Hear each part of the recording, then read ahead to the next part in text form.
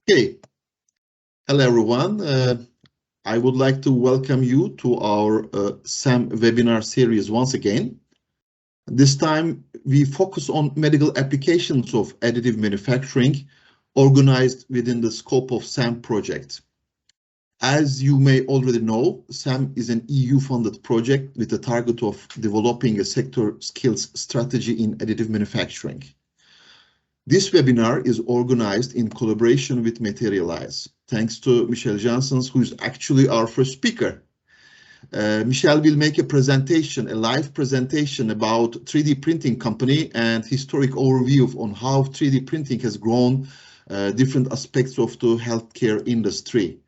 So, Michel, if you can unmute yourself, maybe we can start with you if it is possible. I don't know. Do you still have some issues? No? No, I don't think so. My headphone isn't working, but I'm just using it like this. You can hear me, right? Yes, we can hear you. I mean, if you can also share your screen, maybe we can start with you first. Okay. Yes, we see your screen. Good news. Okay. So my name is Michel. I worked for Materialise already quite some time, and I think it was Materialise is quite well placed to present how additive manufacturing or 3D printing has grown in medicine since we were there since the beginning, basically. So Materialise was founded in 1990, so it's quite old, and this is our mission statement, and it's only slightly modified since 1990. So what is stressed there is a better and healthier world. That was always there. The only thing that has changed is that additive manufacturing used to be called rapid prototyping. That's it. So we are going for the healthier world. So the medical application have been there from the start. So and we are not the only company who was working on the medical applications of what was then called rapid prototyping. I'm going to, even since 1992, we were printing the first medical models. So here you can see quite complex models, and the idea was very basic. I will quickly switch now to our medical software, where you will see that this is a typical CT scan of a skull, right? I hope you can see it. And as you can see, a CT is built up with layers of images of how your head, in this case, looks like. So this is obviously very, very similar to what is happening in 3D printing, where they build up parts layer by layer. So the idea was simply to use CT images and print them. It's a little bit more complex than that, but this is where the original idea came from, back in the early 90s of the last century even. So what you can see here is the first model. Obviously, at the time, it was impossible to design in a CAD system these the anatomical complexities of especially a skull. So this was quite spectacular at the time. So these models were used for medical practitioners to have a better assessment than just looking at the medical images at that time. So that was the first introduction of medical models, and it was really, really popular, being used in very, very complex cases to analyze it. As you will see now, successive improvements in the 3D printing technology have opened up new applications also in the medical area. So in 1995, you can there was the possibility to print in different colors, transparent and then a red color. This is done in stereolithography, so this was quite a revolution in how we could print parts. It was quite primitive at the time. But here you can see that they have printed the tumor in a different color. This was to give a better 3D understanding to the surgeon on where is the bone tumor in this head. And actually, normally we would pass it around in a live demonstration, this model. You can see that internally, the tumor is going much wider than is visible from, that would be visible during surgery. And it's so in order to remove it properly, the surgeon should have removed it much further than he would have done if he wouldn't have seen the model. So this was quite a big improvement of this, and models like that are still being used now with a different technology. But okay, this is still this was one of the first models being used for that. And we went further. Medical models were being used to practice really complex surgeries.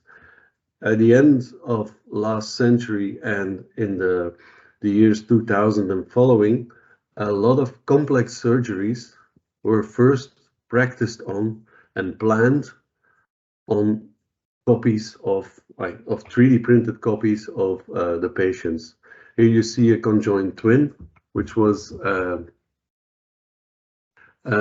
it's a very complex case. The bones and other aspects and other parts of the body are connected between the two children. So here you can see it is very difficult to plan this, but so just from medical images alone. So they did the planning based on the physically printed model, the surgeons.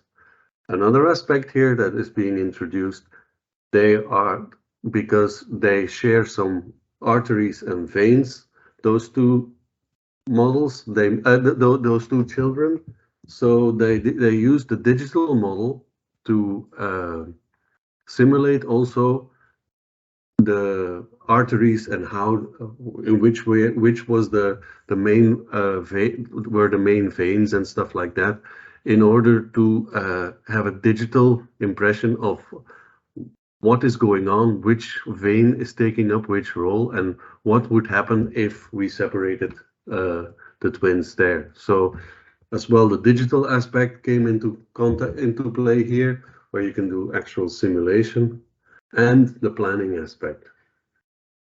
So there's one thing to plan the surgery. It's another thing to execute the surgery, to perform actually the surgery. So what happened in 1996 was we developed our first medical instruments, so medical devices, which will be used during surgery. So the surgeon doesn't only plan based on the 3D model, but will also use a 3D printed model during surgery to execute that planning. So this is what you see here is the lower arm, a radius and an ulna,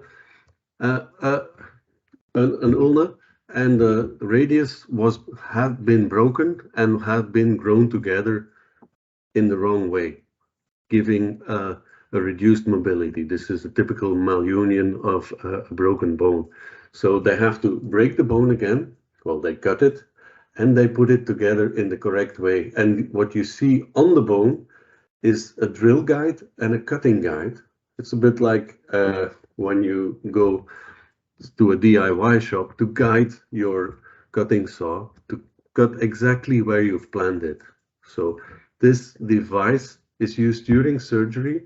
It fits exactly on that patient, so it's a custom development for that patient, and will be used during surgery.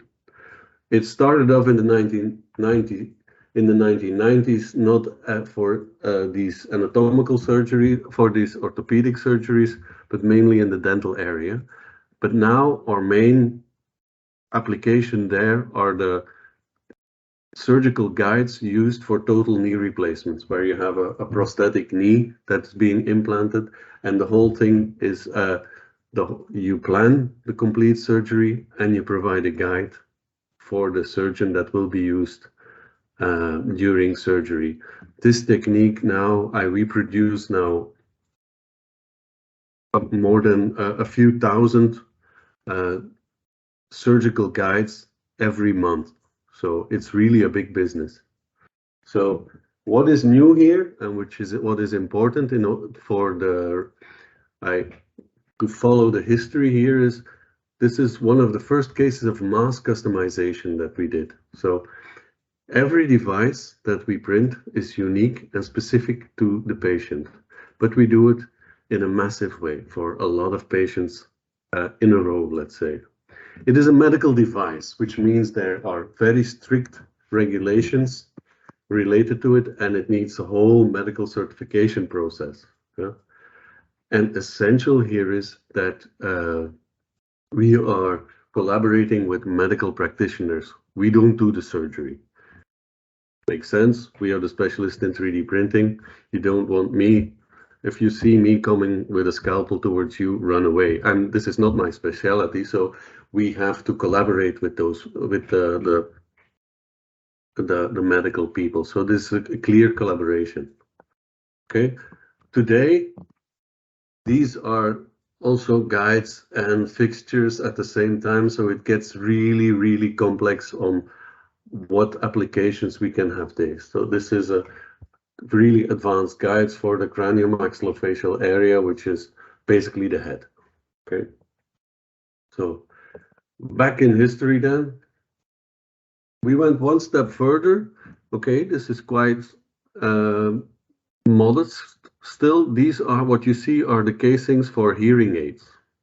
A hearing aid that is placed in the ear and is shaped according to a scanned model of the hearing canal. Okay, this is new. This was new in the sense that they were at the time manufactured in a really craftsmanship-like way, but they were already customized. So the idea here was that we introduced an already customized application, but we introduced their additive manufacturing. Today, more than 90% of all hearing aids are produced with 3D printing. That is in the ear, patient-specific hearing aids. So this is new. This is actually something that that is for the patient, which he or she will use in his daily life. While until now we have been making models for medical practitioners. Okay, so yeah, this is since the years 2000. They were made with stereolithography and still are at this moment. Next one, in 2006, we actually printed our first implant. This is done using metal printing. So what you see is a titanium skull plate here.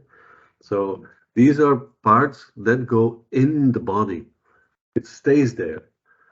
And yeah, one of the main steps that had to be taken were here not only, well, the 3D printing technology obviously needed to perform and produce the correct and the part with the required materials and the required specifications. But what is more difficult here is that you actually need to provide a digital design tool to design that skull. Medical practitioners are not focused on design or on computer applications. So we needed to adapt this to the medical practitioner. So This is one of the first skull implants that were placed during surgery. I will not terrify you with a video of the surgery because that's quite bloody. So in 2008, we went even further. The skull plate, okay, that's spectacular, but it is relatively safe to do so in the sense that there's not a lot of pressure or forces will be applied to the skull plate. It's different for instance, this hip implant, what you see here. And you see a lot of the new technology that was developed by then being introduced here. You see a very porous structure, which is, this is a metal part, by the way, a very porous structure which allows bone to grow into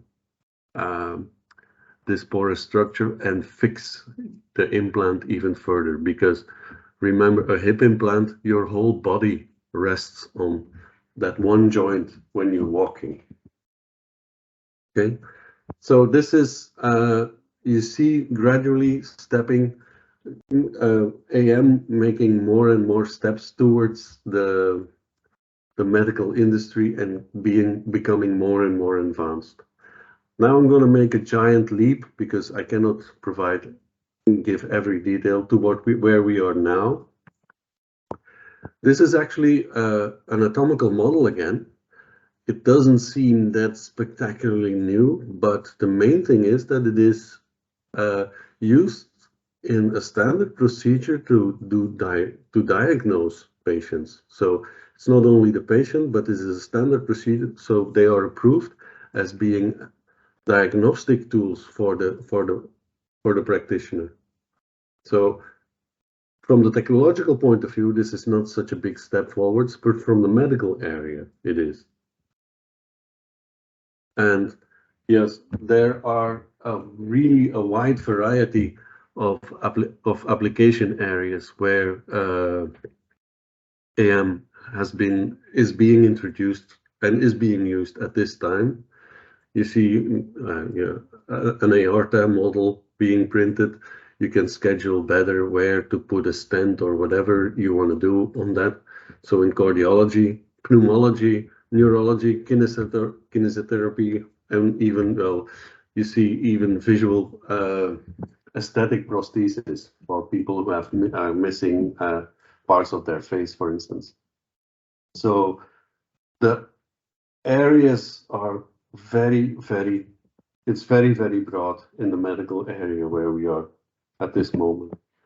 So when you look at it back at my presentation now, the technological developments in additive manufacturing have grown and allowed for a deeper and deeper interconnection between the medical world and the technical world.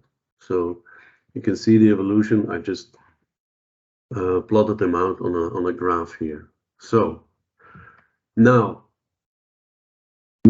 that doesn't answer the question on why do certain applications adopt additive manufacturing more than others and faster than others. So what are the key elements? So I'm going to start with, first, this is like stating the obvious, you would ask.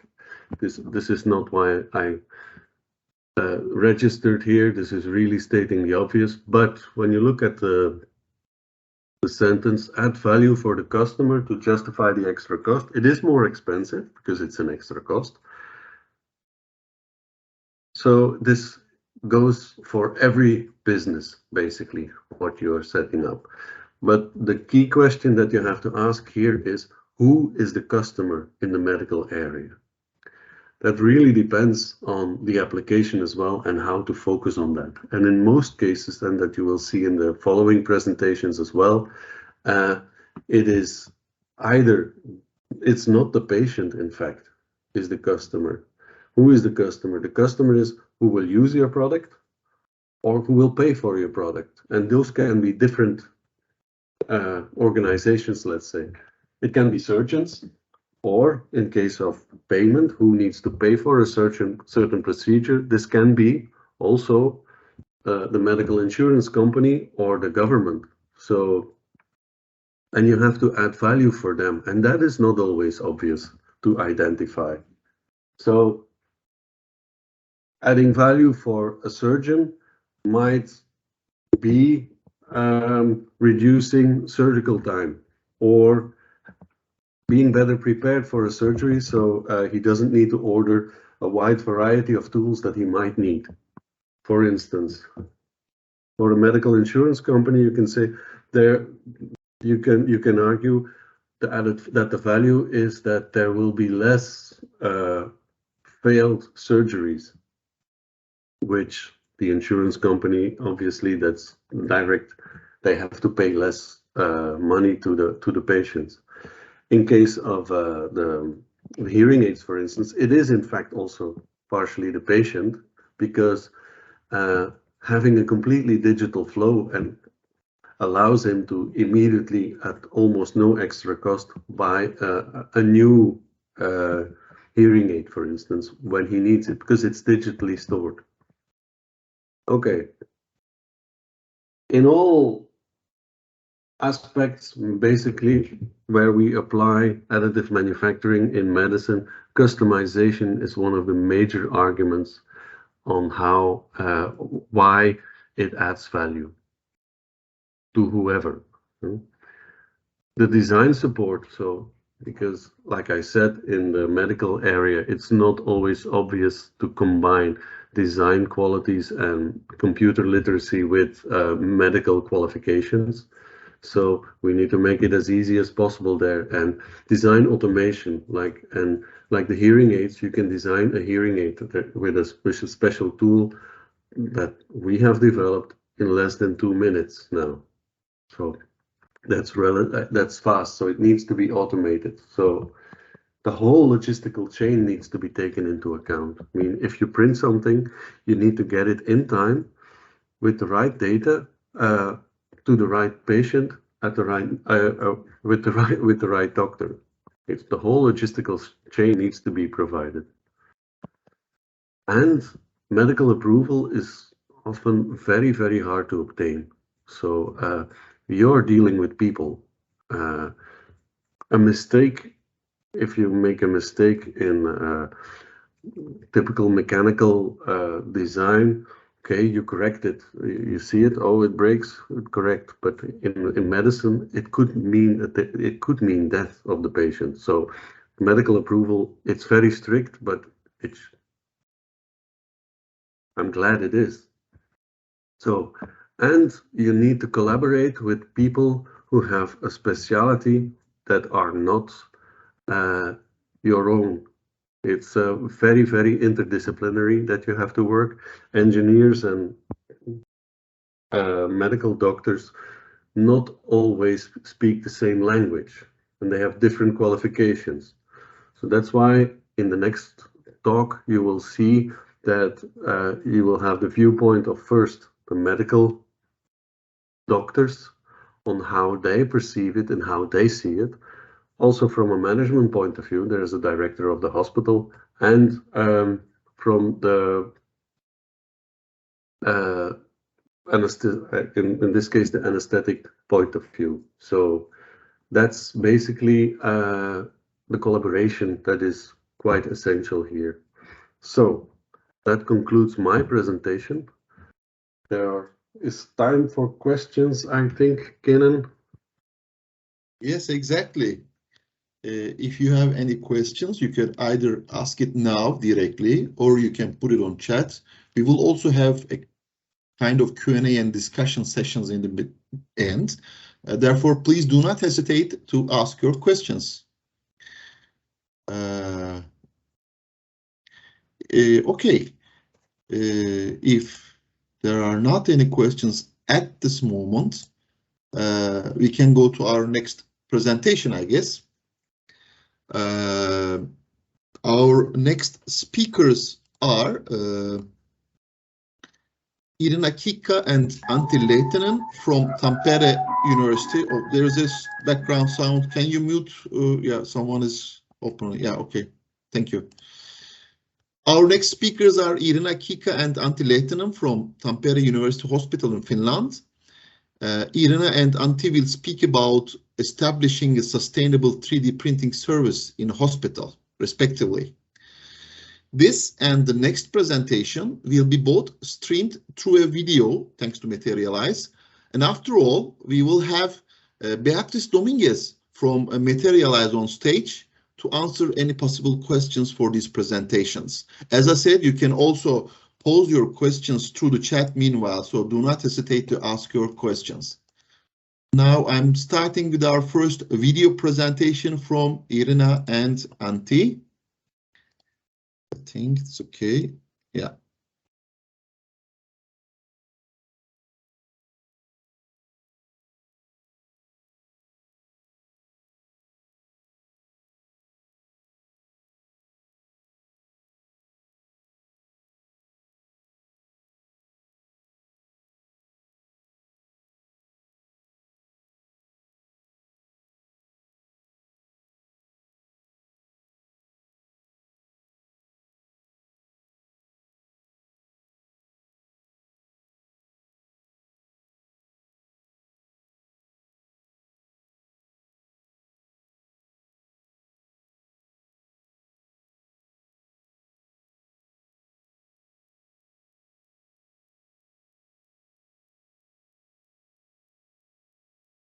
Kenan, we don't hear anything, so.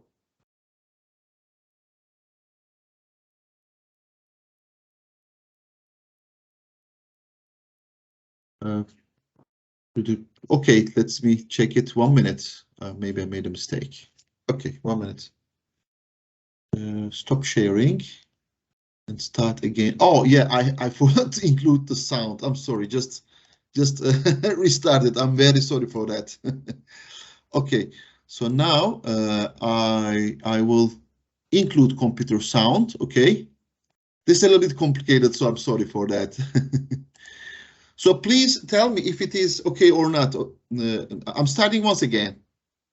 Good afternoon to everyone. I am Irina Rinta Kiikka. I'm giving my greetings from Tampere University Hospital. Tampere is the second biggest university hospital of Finland, in southern Finland, and we are having here a very nice weather in November, and as you can certainly imagine.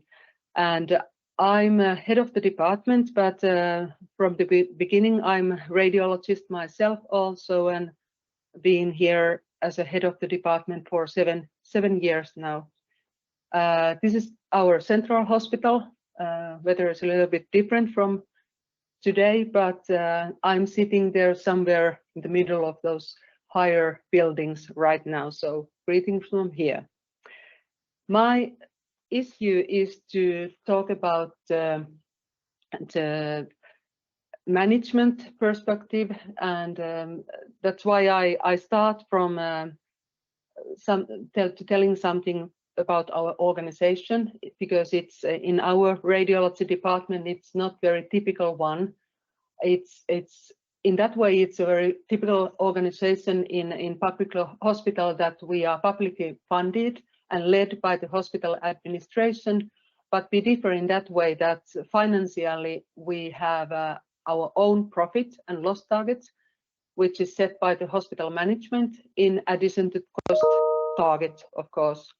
And in that way, you can imagine that even if we are always very careful with our money, in that way.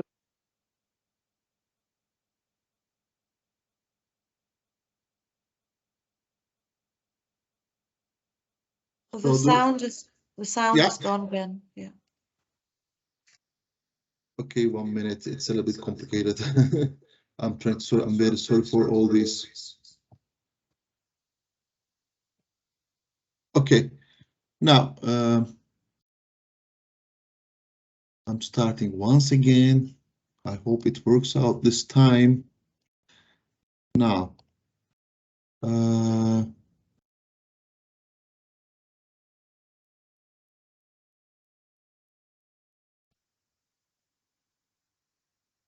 Good afternoon to everyone. I am Irina Rinta Kiikka. Mr. Kenan. I'm giving my greetings from Tampere University Hospital. Tampere is the second biggest university hospital of Finland, in southern Finland, and we are having here a very nice weather in November, and as you can certainly imagine.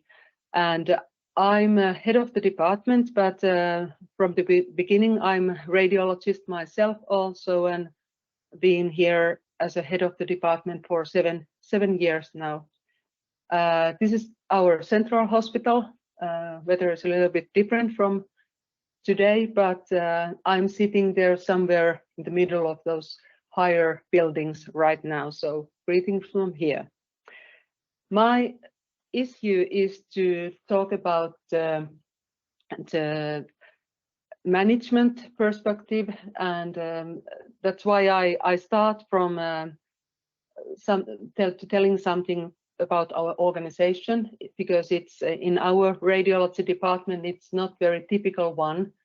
It's in that way it's a very typical organization in public hospital, that we are publicly funded and led by the hospital administration, but we differ in that way that financially we have our own profit and loss targets, which is set by the hospital management in addition to cost target, of course. And in that way, you can imagine that even if we are always very careful with our money, in that way we are more careful in this hospital. And of course, most of the big decisions like investments are made together with the political governance people. My task here is to be the operation and financial leader, and we have 4 hospitals here in Pirkanmaa district, and in those 4 hospitals we have this medical imaging radiology departments, and I'm leading those 4.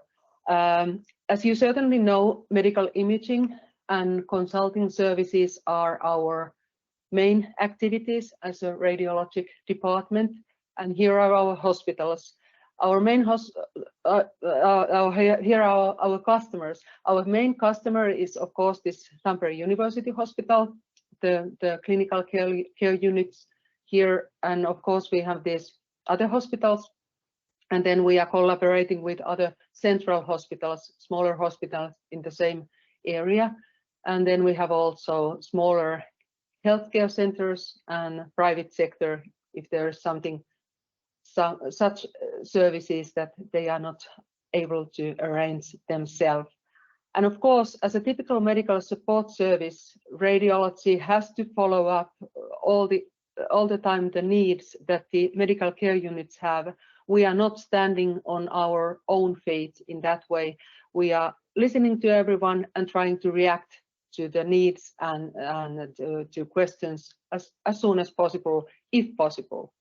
And that is the most important thing, to listen to the customer's needs, and it's important to put that also to our strategy, because we of course have the emphasis in university hospital medical care units needs, and that's why we are having this continuous dialogue and feedback and discussing with them all the time. And at its best, this dialogue is a part of the daily work of our specialists, not only in management. I want to know the new practical ideas which come from the daily work, not only in those tables that I'm sitting in, because those are the real needs that I'm listening to, and listening to them very carefully. And this time the time used for this dialogue is very valuable, and it's an important part of the work. We can't only, or I can't only check the reports and all the work which is seen in our statistics. I also always try to find time for our people to have this dialogue with clinical medical units. We are interested in very clear needs. Of course, in the beginning they are not very clear, but we are having this discussion, and when we are thinking about new tool, process, operational model, or something that would be started here in radiology department, we really need the real need. We always hear about some wishes and some ideas, but we need that collaborating clinic, because we want to have also that they are committed to start.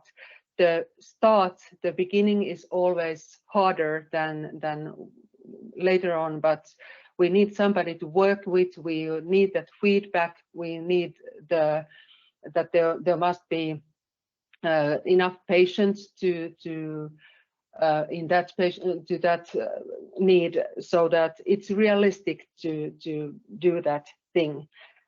In other words, I could say that we are trying to be so realistic and so practical as possible. We all know that there is always hard work in the beginning, and we always have also learning curve in the beginning. So we all have to be really committed to start with new things. And of course, we know that there is always talking about money also. Software, like we are talking here in this Materialise panel and so on, we are having lots of different softwares in analysis and other things. They are always quite expensive also. We really have the clear need, clear planning, and clear committed collaborators to do it. And I can't put enough emphasis in that when we start that practical work, the time-consuming work, we are getting to know which software would be good for our needs, and we are exploring them, trying to get to know them. That we are arranging demonstration and testing them. These are very important things that our specialists need. Evaluate them, test them, and they make the proposal that which one would be the best one, because I'm not using them. They're here in my table, they are using them. It's very important that they are also, they give their idea that what would be the good one for the clinical work. And of course, we need technical details, or we know them, we need them very, very detailed, great.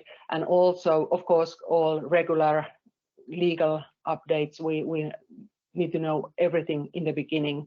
Of course, they all also have an influence to the costs, so we need to know them right in the beginning.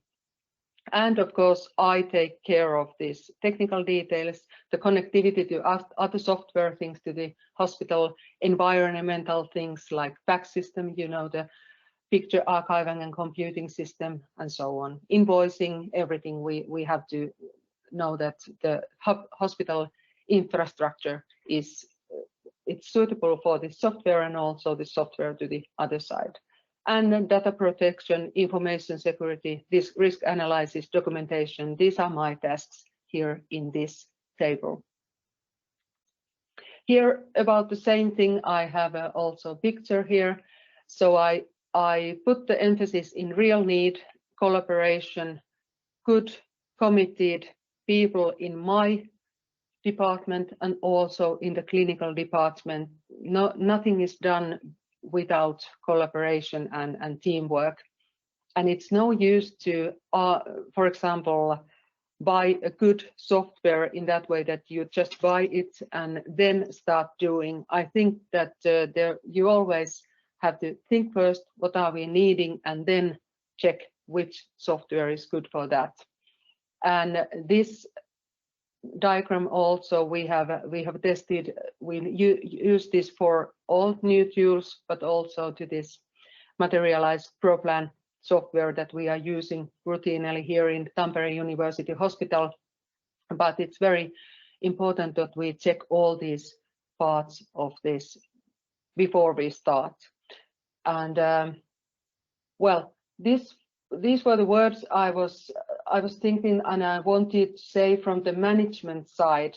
And then Antti is continuing from this. So the next speaker is a colleague of mine from here in Tampere University Hospital.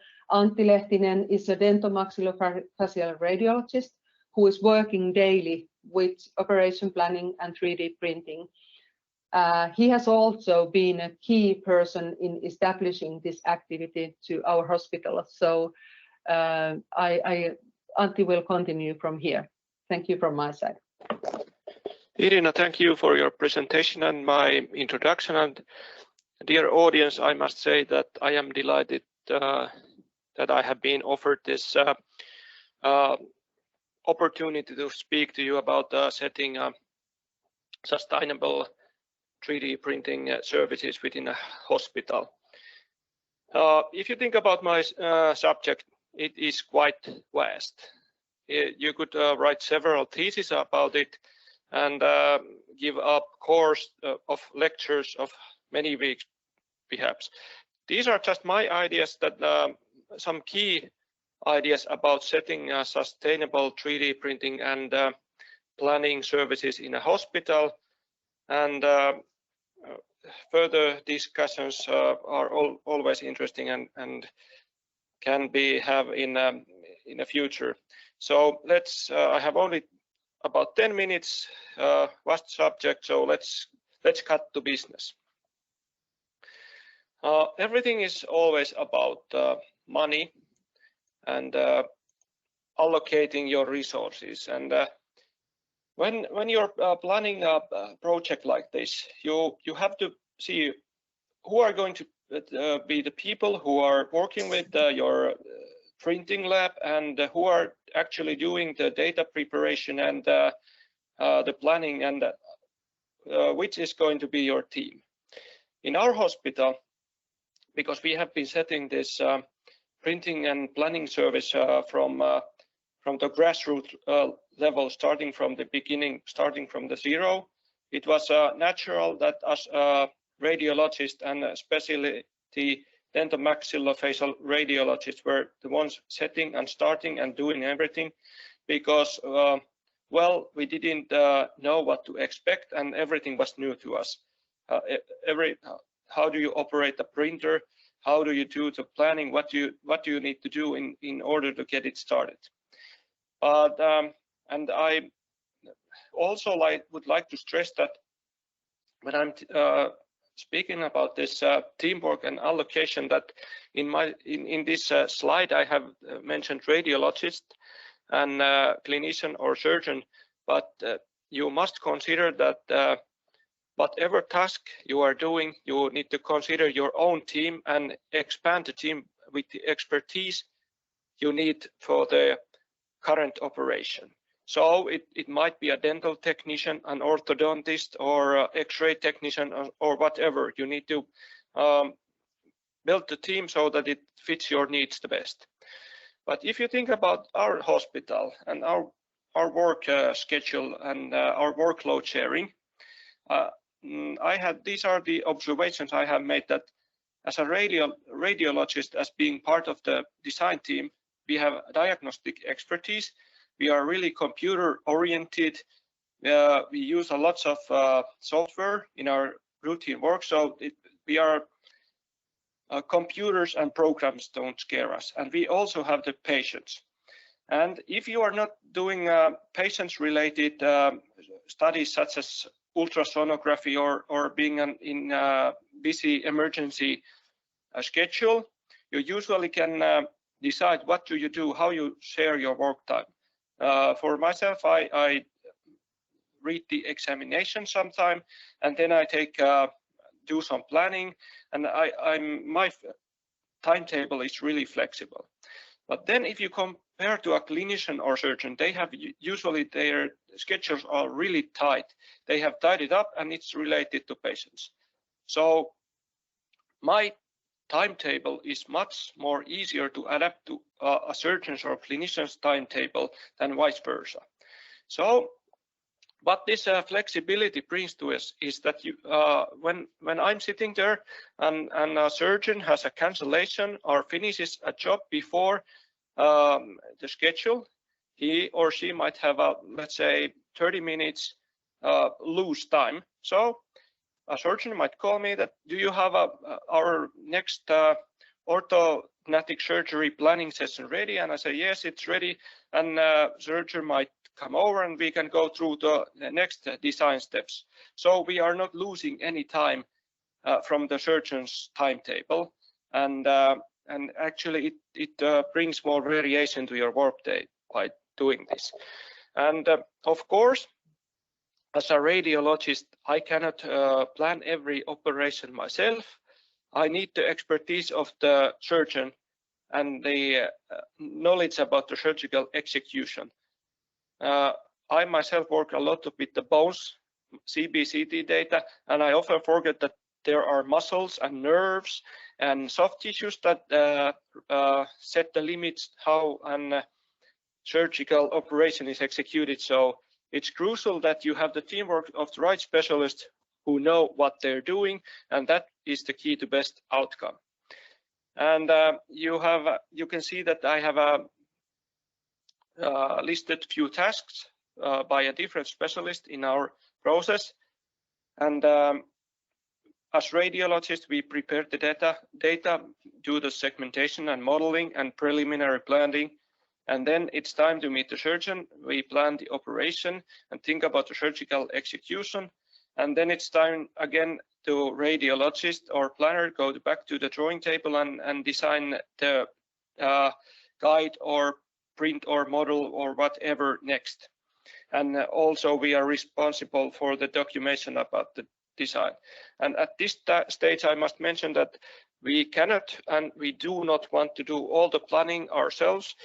But it's always a wise decision to choose your battles, and in our cases it means that some cases requiring metallic printed objects that are or operations too complex for our skills, we rely to the expertise of Materialise. But doing the bulk of the work by yourself is sometimes it's a good idea, and our workload sharing might not be the ideal, but I also must stress that as we are an educational hospital, we have dental students, med students, and we have resident radiologists and surgeons. It's good for us to have people who know the process from the start to the end, so we can teach these people. And here I have listed few key benefits which are in a crucial role when you are thinking about sustainability. It's flexibility. This means that you will save time and money, also with fast response times. Fast response times means that patients need to be waiting less for the operation, and means faster turnover time. Also improved outcome and predictability. And well, all of you can read these things I have listed here. But one thing I would like to mention, that when you think about sustainability, not everything can be measured in cash or money. Think about that. I will give you a brief example that we had a patient who, and they have ENT specialist had planned a total orbit evacuation since a soft tissue tumor. But we did a planning session, and my colleague Helena Mehtonen was able to design a guide that offered different aspects and completely different orientation and approach to the surgery operation, and the patient was able to save her another eye. So what is the price you will set to human being saving an eye? Or how much do you value your team learning more and being more innovative? I think those are things that cannot be measured in money, but have to be also considered in the assessment of sustainability, since we are treating the patients and improving, hopefully improving their lives. And I myself like the idea that constantly pushing the boundaries of your comfort zone makes you a better specialist and keeps you learning all the time. And if you think about the steps to the success, whatever you are doing as a teamwork, choose the right people, choose the key application. One thing you will start with that, start with success, and from that on start expanding and start learning. And for that success, you need the right tools, you need to inspire and innovate and share your ideas. Because by sharing our ideas, we can utilize this new technology and its possibles better. And I have used my time and I am on schedule. I thank you very much for your following. So with this,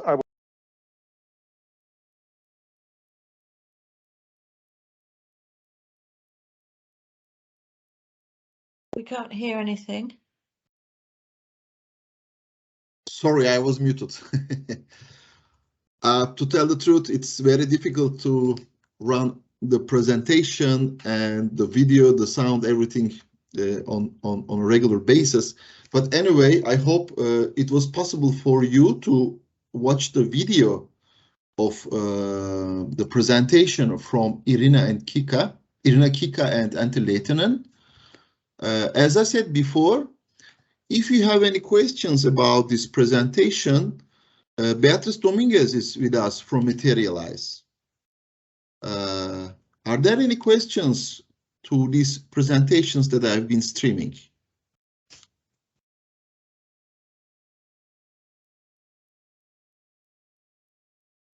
Okay, if not, I would like to go to our last presentation. Unfortunately, this is again streamed video presentation from Joakim Lindhardt of Aarhus University Hospital in Denmark.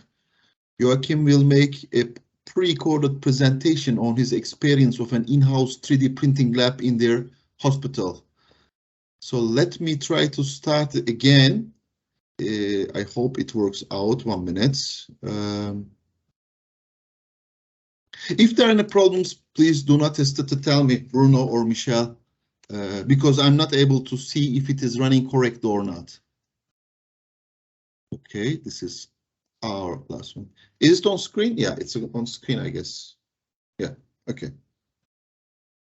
But maybe I should be checking once again that it is together with the sound. Yes, okay. Yeah, okay. I'll start it. So this is our last presentation, as I said, from Joakim about the 3D printing evolution in their hospital in Denmark. Okay.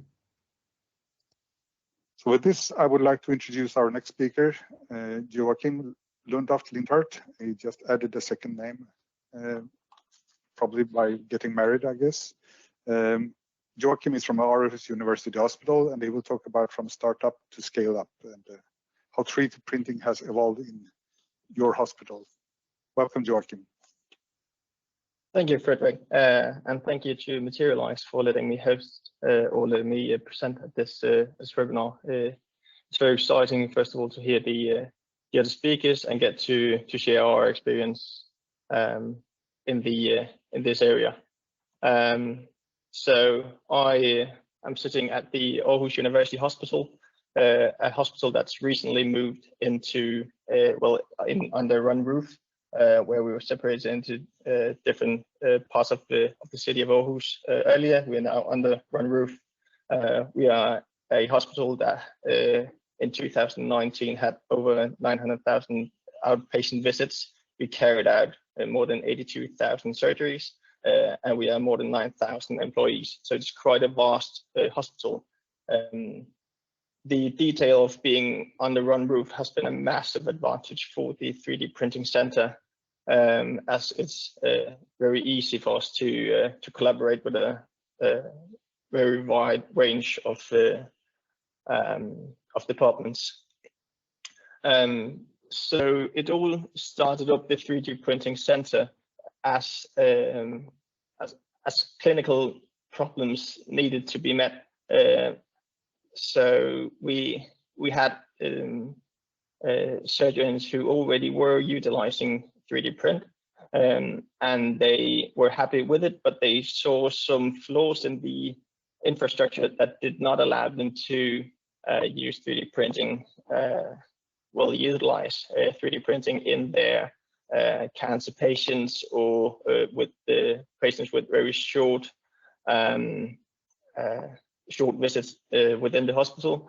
And then there obviously was a great curiosity from all the clinical literature and all the articles being published that show the benefits of 3D print. So it was sort of like an idea of why do we not have this opportunity within our facility. So that was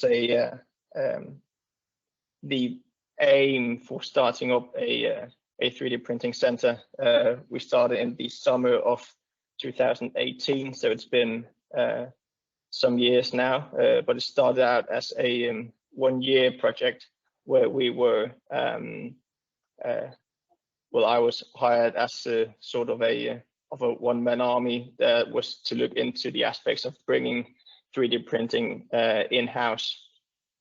That obviously quickly gained momentum throughout the hospital. So even though we are based in the Department of Plastic Surgery, we are a hospital-wide department. We share all the 3D prints across the hospital, mainly to bony surgical departments. We are looking into soft tissues. However, it is for us a bit more complicated. But the idea of us being in a clinical department as plastic surgery gives us a great opportunity to follow the surgeons in the OR. We have the same offices as they do, so it's very easy for us to get very close to the clinic, and especially plastic surgery has a very wide network across other departments. So whenever a plastic surgeon brings 3D print to a surgery with other departments that hasn't been using 3D print to the extent that we've seen now earlier, obviously we gain curiosity with the new departments and sort of like, can you do that for them? Maybe you can do this for us. So that way we very quickly gained momentum, and it's sort of easy to see how we can exploit the multidisciplinary opportunities for the benefit of the patient. So on the left-hand side, we obviously see all the technical aspects. We need staff that know their way around a 3D printer, knows the way in 3D printing software. On the right-hand side, we see an illustration that was to be the clinic. So obviously we need somewhere that we can apply the knowledge that we gain in the 3D printer.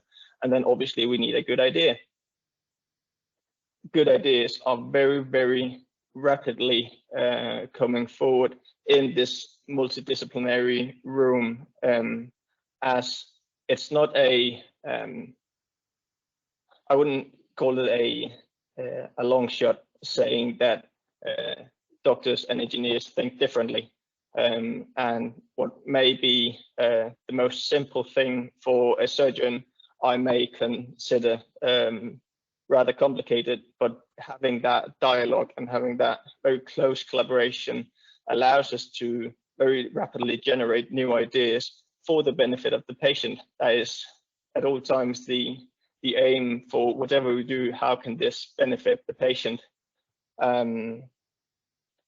Obviously, there has been 3D print in the hospital for quite some time, prior to the summer of 2018, where the 3D printing center started. However, that was mainly focused on research and publications, whereas the 3D printing center now has the benefit of the patient, if not today, hopefully tomorrow, projects in mind. So very rapidly has to see effect what we do. And I'm sorry for this picture, but it very graphically illustrates that we have to be close to the clinic. We have to get our hands dirty, because it's sort of easy for me to print out a broken bone, do some 3D design for the cutting guides, repositioning guides, wherever it may be, and see if it fits the 3D print.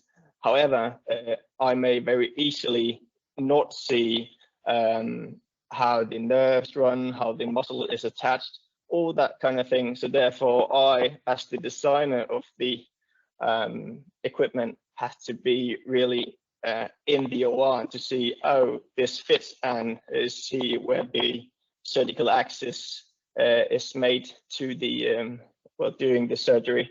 That is really key, to be really close to the reality that we are developing things for. So if you are considering, which some 30% of you were, to start up a 3D printing lab, you really have to exist to be very close to the clinic. And if you are in a hospital, you have a unique opportunity to be there and to get into that very close dialogue that Antti mentioned earlier.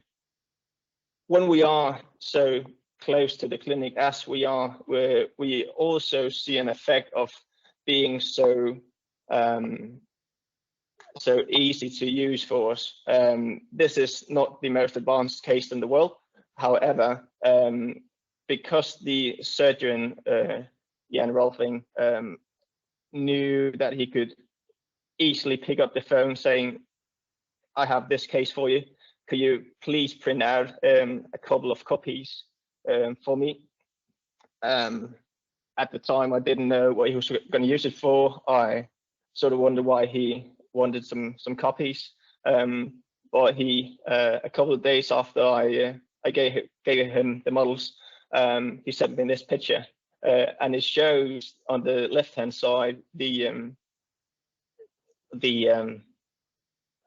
malunited femur bone, and on the left-hand side he has carried out the surgery, or at least now he knows what length of screws he needs, how, at what angle he can have the axis of the screw of the very top, which gives him confidence that the plan that he has in his head is actually feasible.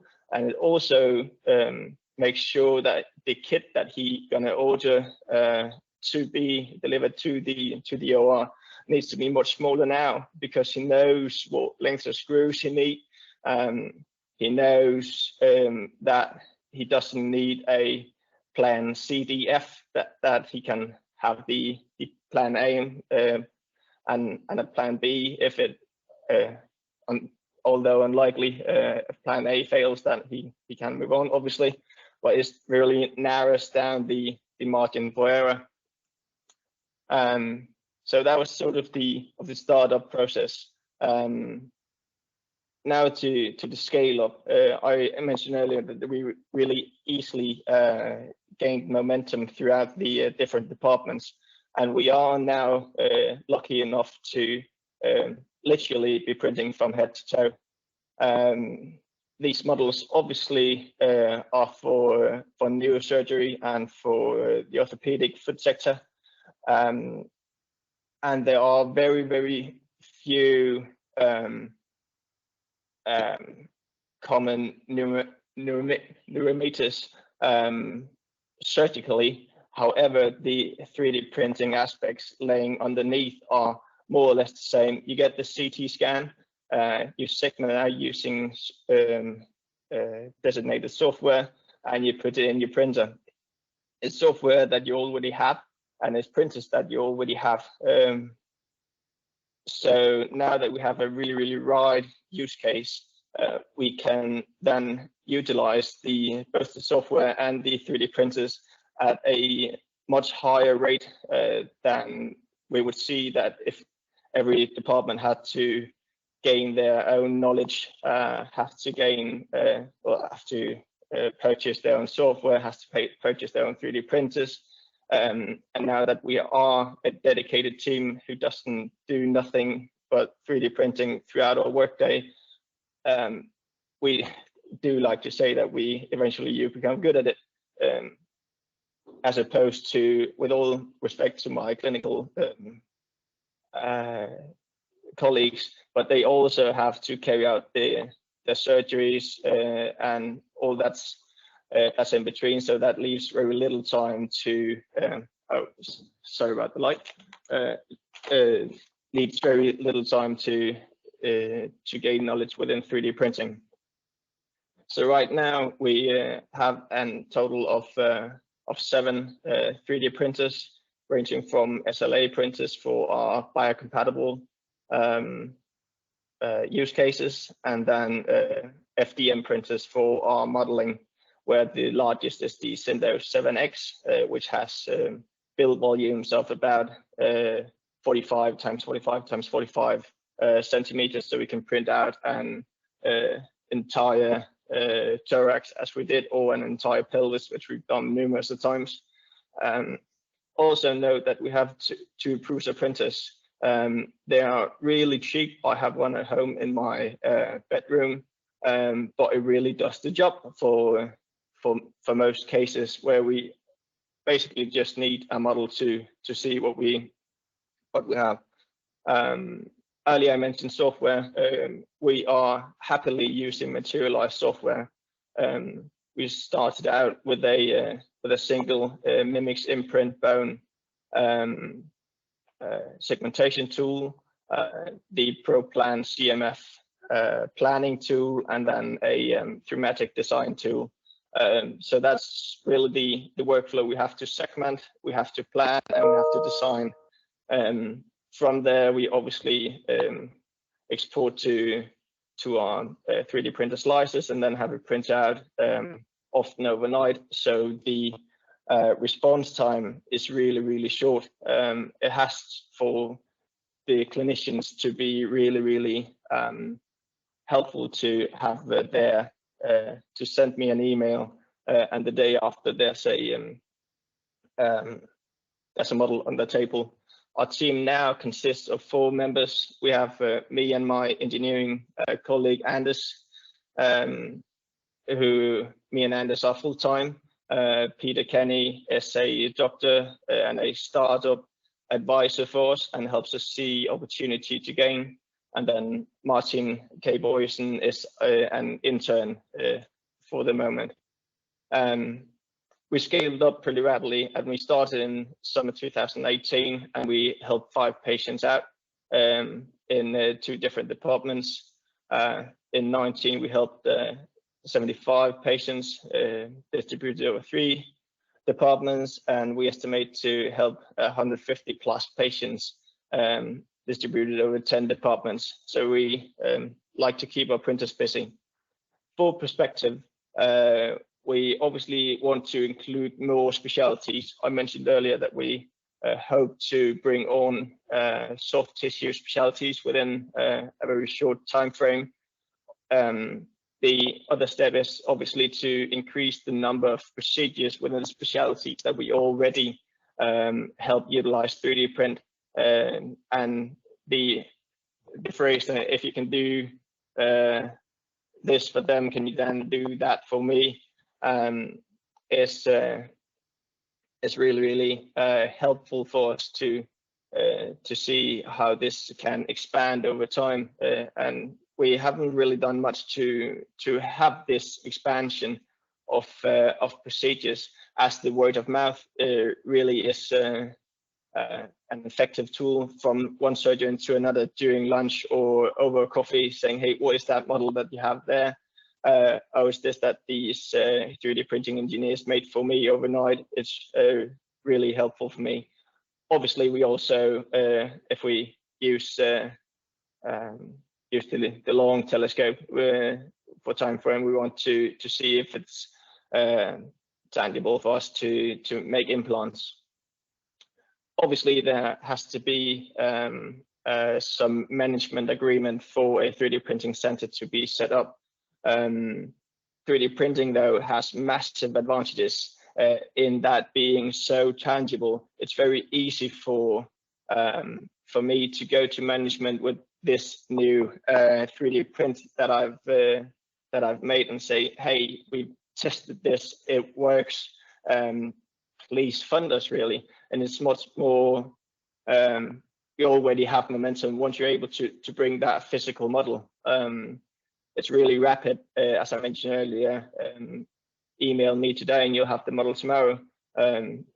It's a good tool for you to gain momentum with the clinics. It's relatively cheap. You saw that we have the FDM printers costing well, basically nothing, and the filament used in FDM printers is even less. So please use those advantages once you have to talk to your management. We use Materialise software for over 90% of what we do now. Actually, the project started out in 2018, wanting us to develop our own software. We really rapidly saw that that was a task that was not meaningful, as Materialise had the Mimic suite. So we didn't have to develop ourselves, we don't have to maintain it ourselves. We purchased it, and it was no more financial burden than it would have been to develop it ourselves, and it's now been developed even further than once we started in 2018. And then we have on more occasions been in close contact with Kevin, who you will hear talk later this webinar, who has helped us on day-to-day basis a couple of times with, hey, we have this issue, how would you approach it? And it's been really helpful for us. If I have to give you 3 advices to take away, be close to the clinic. That is where the 3D print is utilized. So that's where you will be able to see how to design your tools and how to develop future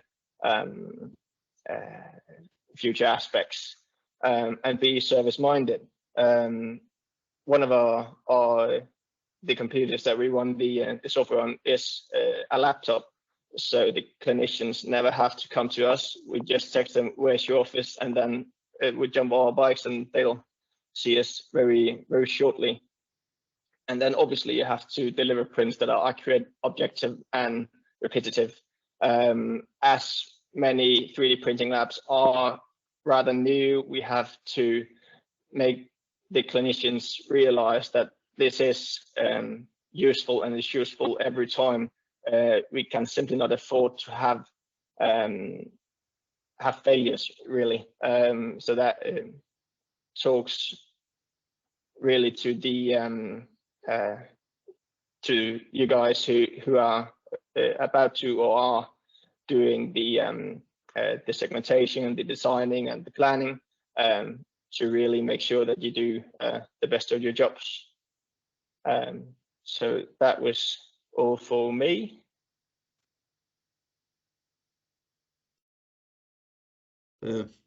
Yes, that was our last presentation regarding the medical applications. We have quite a good number of questions in the chat, but before that, I would like to announce about our survey. The link is posted in the chat. Your views and opinions are really important for us. Therefore, please do not hesitate to take the online survey, which is less than a minute. Okay, so then let's start with our Q&A session.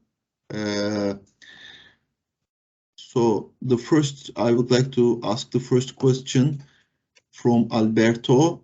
What kind of materials and AM by the way, is Michel and Beatriz are online here? Yes, I am. Hello, Beatriz. Hello, welcome on stage. Okay, good. I wanted to be sure. Okay, so let's start. What kind of materials and AM technologies are used the most in your hospital? Do you know cases where AM technology was used dealing with emergencies? I was going to ask the same question. What's the status with urgent issues? If yes, how do you deal with the printing time? Yeah.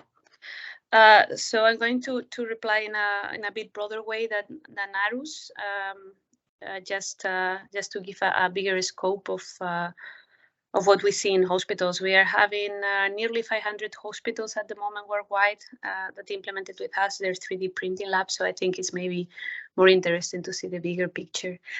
The technologies that is more often used, and that's also depending very much on why you want the 3D printing in your hospital.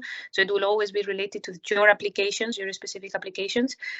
We see very commonly SLA is cost efficient, and you can do anatomical models. Some people are also even doing surgical guides with this. We also see dual extrusion quite often, but you cannot do surgical guides with it, and then it's cheaper. But your models will be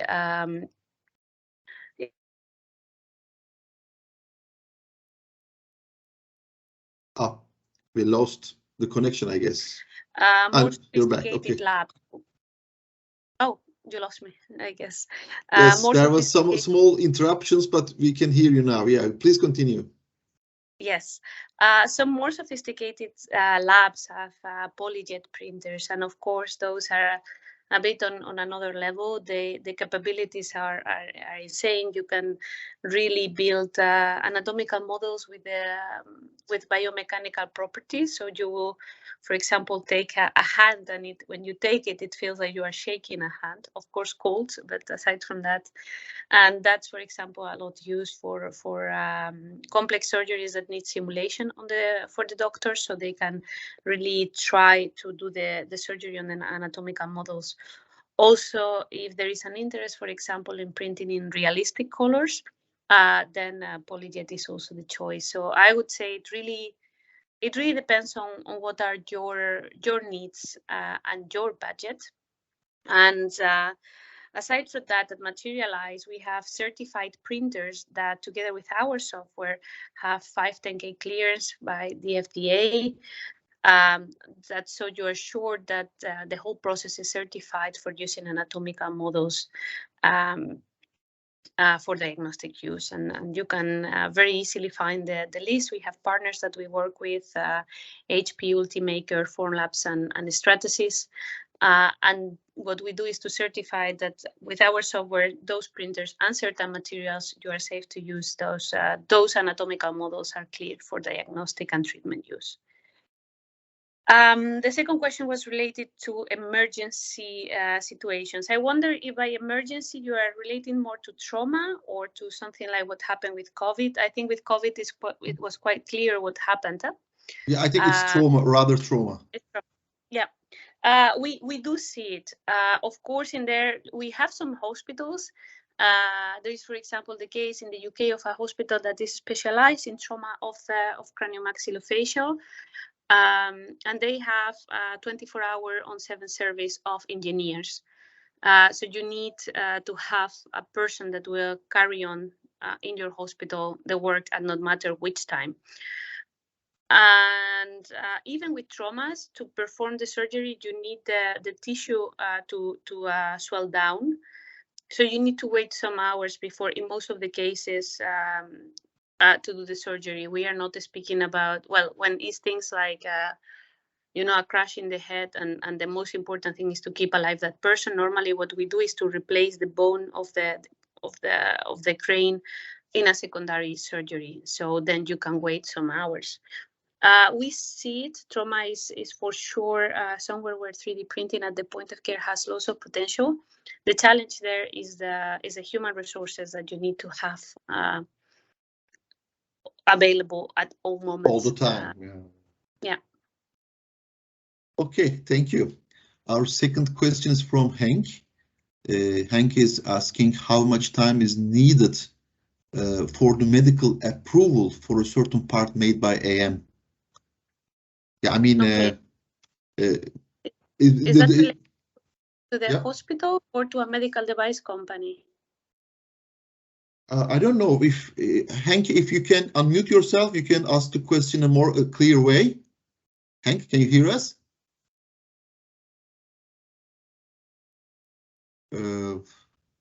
Okay, I can maybe reply for the hospital. He has written, yeah, in a hospital. Okay, so in a hospital, you don't need a CE mark if that's what you are asking for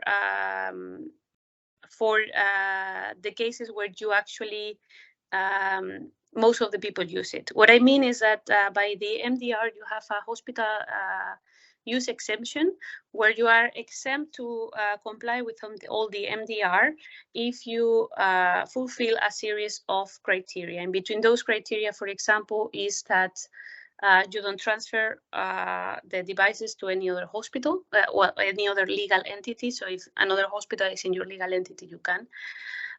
There is, for example, the condition that there is not available alternative commercialized in the market. So we are lacking guidance today of what do they mean by what are those reasons. So it's we still need more guidance to understand the MDR completely and the hospital exception. But the UK, who adopted MDR for Northern Ireland, has a nice guideline, which, for example, they claim that lead time is one of them. So, for example, in the case of trauma, because many times companies won't be able to deliver, depending on your geography, where you are, and so on, might not be able to deliver your devices on time. You are also allowed to use the exemption. And so with the exception, you need to comply, for example, with quality management. You need to have a quality management system and have other quality measures so that the patients are safe, which is, after all that at the end of the day matters. But you don't need approval by the each part. Yeah, you don't need a regulatory body or anything like that to come and certify your device. So this means there's a certain system standard, kind of ISO 9000 or 14000, I don't know, in case of such medical applications in the hospital. Is it so? It doesn't, because the European Union so far defined the quality management system as appropriate. With that word, appropriate. So what is appropriate is a bit vague yet. Again, there is many guidances that are being created in different countries. Of course, one standard is the ISO 13485. That's, I would say, the golden standard. Is all that needed? Is still not known. We don't have still cases of hospitals that have been inspected for it. So we have still not ground to see where each government is going to lie on that, where they are going to put the lines. So we are a bit learning as we go, but many hospitals, and for example, Aarhus is one of them, they are actually working with the competent authorities to define those. So we are in a very interesting moment in which all those criteria are being settled, and that if you jump into the 3D printing at the point of care, you have the chance to actually influence those decisions. Yeah, okay. So our last question, but before our last question, there is a personal question to you, Beatriz. Are you a doctor or an engineer? I'm not. Well, I'm a doctor. I have a PhD, but in neuroscience. Yeah, it's interesting. I'm a pharmacist and a biochemist. I'm a molecular biologist by background. Yeah, as far as I see, such a work needs definitely an interdisciplinary approach. So you should both be a doctor, medical doctor, and the kind of engineer to cope with this, I guess. Yeah, well, actually, we see very incredible cases of doctors that are extremely engineer-minded, maybe. engineering mind. We even have doctors that have both degrees, which is very strange, and that do everything by themselves. But that's really an exception. The working between engineers and doctors is critical in the large majority. Yeah. Thank you for explaining. Our last question is from Matthias. What would you consider to be the biggest cost factor? Well, I think without any doubt is human resources. You need people that are trained, that are knowledgeable, and that's for sure your largest cost. After all, the investment that you do in a printer, even if it's the most expensive ones, and the materials, yeah, it's a running cost as well as the software. But it's nothing comparable to what you will be paying for human resources and for your people that will actually be running the facility, and that they need to be very well trained. We are always speaking about patients, so it's important that you have qualified personnel. Yeah. Then there are other additional costs that are often not that visible. For example, in a hospital, getting the space in the hospital is often hard, and it's something that you don't pay directly with money, but it's something that is often a challenge. And the more central you are, the more successful. So it's there are many aspects, I would say, that will go into the success. But in terms of the cost, human resources. Okay, thank you. So that concludes our webinar, I guess. We are almost on time. I would like to repeat again about the link for our survey. I posted once again on the chat. Please do not hesitate to take the survey, which is less than a minute. Your opinion is very important for us to improve our project, let's say. Okay. So I would like to thank all our speakers, either on stage or joined with their video presentations to this webinar. So as to stay updated on the development of the sector skills strategy and the AM world in general, you can follow the SAM project activities through its website skillsforam.eu, LinkedIn, Facebook and Twitter, as well as the AM Observatory as the one-stop shop for all the latest news on the AM world that you can reach from the project website also. You can also join the SAM project working groups as an associated partner or an expert. Again, in the same manner, please visit the project site for such an application if you would like. So we hope to see you in our next SAM webinar, which will be focusing on aerospace after the holiday period. And